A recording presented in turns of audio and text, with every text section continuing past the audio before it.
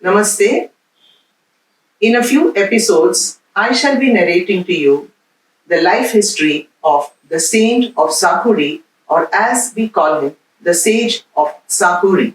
After staying for 3 years in Shirdi, Sri Upasani Maharaj went to a small village called Shendi, where his friend Dr. Ganpat Rao was staying.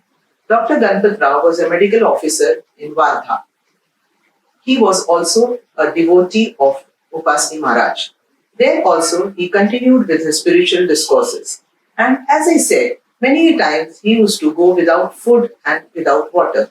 And this had created physical health problems for Upasani Maharaj. He used to have digestive problems, he used to have stomach problems, he had piles, he had constipation, etc. And one day, it so happened that his physical health started deteriorating and his piles aggravated a lot. And Dr. Ganpat Rao had decided that there is no other alternative but to do the surgery. And when he talked with Upasani Maharaj, here's what he said. Yes, doctor, you can go ahead with the surgery, but without the local anesthesia. And in those days, what we have now, like, the injection and all that, local anesthesia, it was not like that. In those days, it was those gases, those chloroform which he used to keep. And Upasani Maharaj told his friend Dr. Ganpat Rao, you can conduct the surgery on me, but without the anesthesia. And Dr. Ganpat Rao was surprised, he was stunned, he was wondering, surgery has to be done, but what can I do? He's not agreeing for it. He said, you do the surgery and you will be surprised with my endurance. I have got enough stability and endurance for the physical pain which will be there for the surgery. There was no other alternative, and Dr. Ganpat Rao did the surgery. It was astonishing, it was stunning how he endured the physical pain. No, nothing, absolutely. After conducting the surgery, Dr. Ganpat Rao bowed in reverence to Upasani Maharaj for his endurance. After recovering from his piles and constipation, Dr. Ganpat Rao's friend, Mr. Chinnaswamy, came. He was also a devotee of Upasani Baba. He came to Shendi village and took him to Kharagpur for some time. It is here that he had to endure immense physical and mental trauma. The people in Kharagpur troubled him a lot. It is said, friends, that people like you and me also have enemies. And somebody who has achieved such greatness and who's going to achieve the height of spirituality, he or she has to have enemies in this world. Sri Upasani Maharaj was no exception. When he went to Kharagpur, he used to stay in the temples, as I said earlier. The temple was in a remote area. And Upasani Maharaj was one person who never thought about doing any kind of work. Dignity was not a problem for him. He used to sweep the floors of the temple, he used to clean the vessels, he used to go and stay in the sweepers' colony, he used to eat with them, he used to do meditation with them, he used to do discourses, he used to give spiritual talks to them.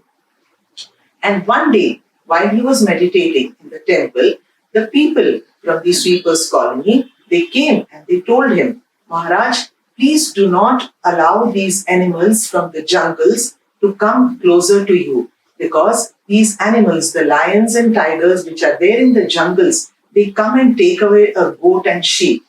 You know what Sri Upasani Maharaj said? He said, keep cool, do not worry. A day will come when these animals will stop coming to your colony.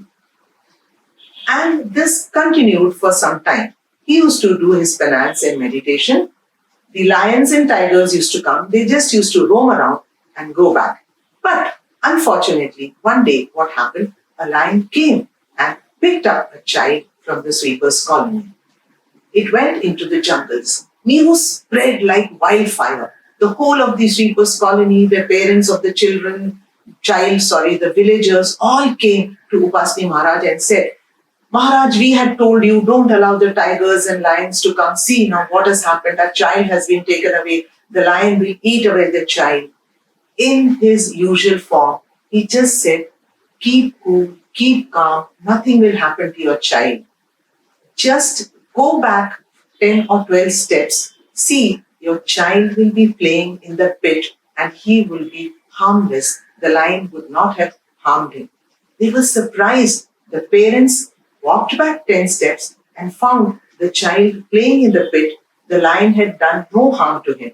The child was harmless. They picked the child up, gathered him, hugged him, and came back to Upasani Maharaj and fell prostrate in front of him and took his blessings and said, Dear Maharaj, we are sorry. Another incident which I would like to quote here is, as I said, enemies are immense for people who achieve greatness. He used to meditate sometimes in the veranda of the sweepers' colony.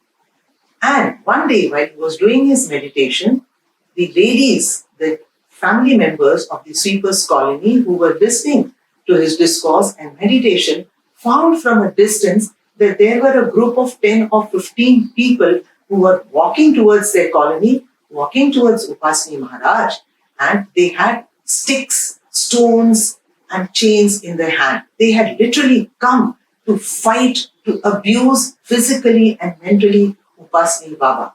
They told him, the family members, the sweepers' colony members, they told him, Maharaj, look, who is coming? Again, in his usual self, he said, keep calm. See to it that even the noise of your bangles should not be heard.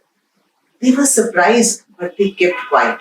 As soon as those group of members walked, they asked these people, where is your Maharaj? Where is your Maharaj? They said, here he is meditating over here, we can see him. But those people were not able to see him.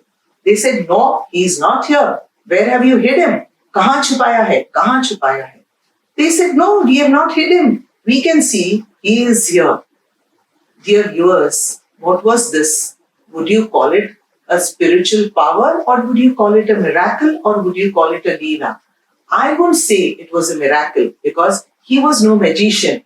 It was the power of spirituality, the power of his endurance, that the people who were against him could not see him or could not view him, and they walked back. Another small incident which happened in Kharagpur, I would call it the story of 10 boys, 10 or 12 boys. One day, while he was meditating, what these boys did, they collected some cow dung, trash, feces of human beings. They put it in plastic covers. They tied the mouth of the plastic cover, and in bundles, they came where Maharaj was doing his meditation and penance.